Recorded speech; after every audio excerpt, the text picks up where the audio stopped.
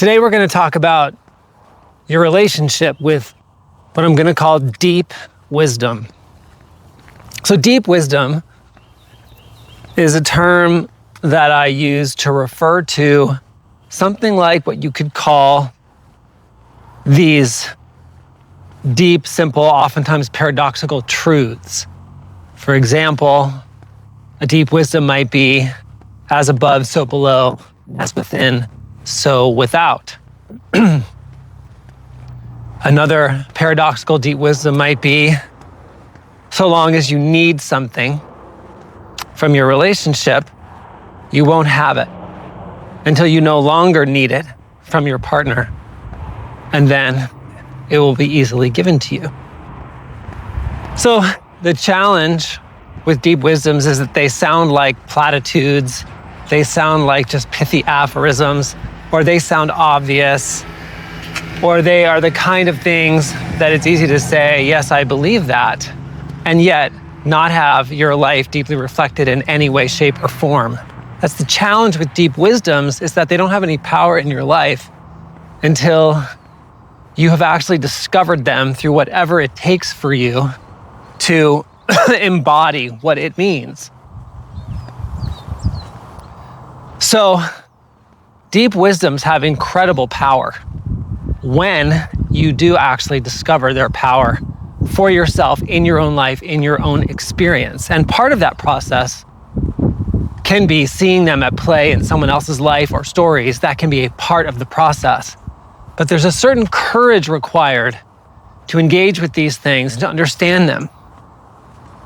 Part of the reason for that is that the topmost layer of understanding of these things is filled with contradiction, and it's filled with misunderstanding. So for example, take that expression, as within, so without, or you reap what you sow, etc.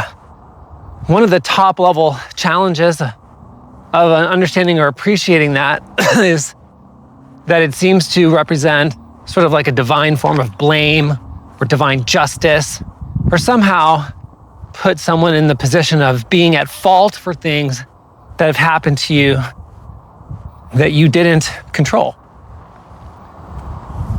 So you have to actually work through those aspects of these to be able to find the deeper wisdom in this. So why would anyone want to do this? Well, if you're a spiritually oriented human being, and these sorts of deep wisdoms pique your curiosity or intuitively feel important or true to you, there's something pulling at you or calling at you to delve into them. That may be what it is that drives you, motivates you to go on the journey of discovering them for yourself. It may also be that you have a more physics-oriented view of the universe, and inside of that, which is deeply mysterious, just deeply, deeply mysterious. The more we understand about the quantum nature of the universe, the less intuitively understandable it becomes. But inside that world, there is now some overlap between some of these deep spiritual truths and what we're beginning to view as the nature of the physics of the universe. So you could have either one or both of those motivations that are pushing you towards exploring this. Either way, when it comes to living your life from deep wisdom in a way that actually lines up with your experience and moves the needle in the circumstances of your life, okay? That is going to require courage. Why? Because many people do not subscribe to this way of seeing things, number one. So already you may find yourself feeling like you are no longer among compatriots or comrades in your own family, or sometimes in your own work environment or social group.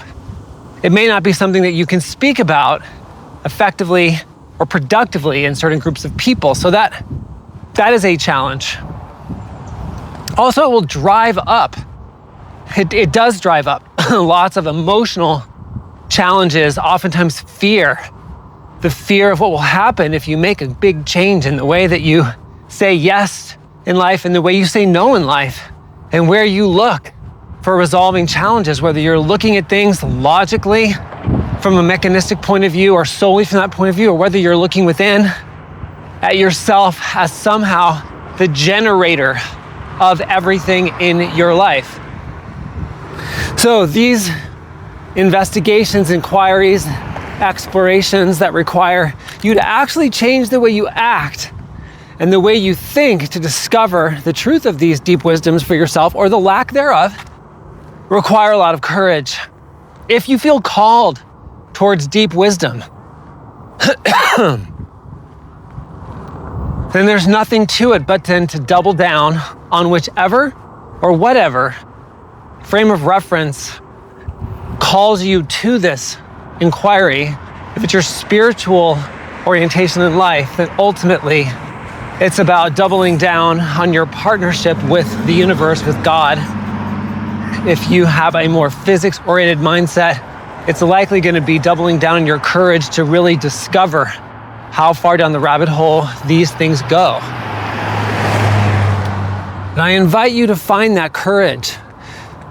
I invite you to find that courage because there is a reason why these deep wisdoms are enduring.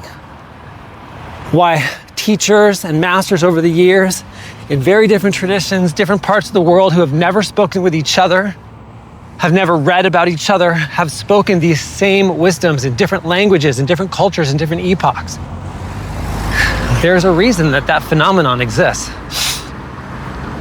Sorry for that sniffle. So follow the breadcrumbs of your desire. Follow the breadcrumbs of that calling. And most importantly, find the courage to take action.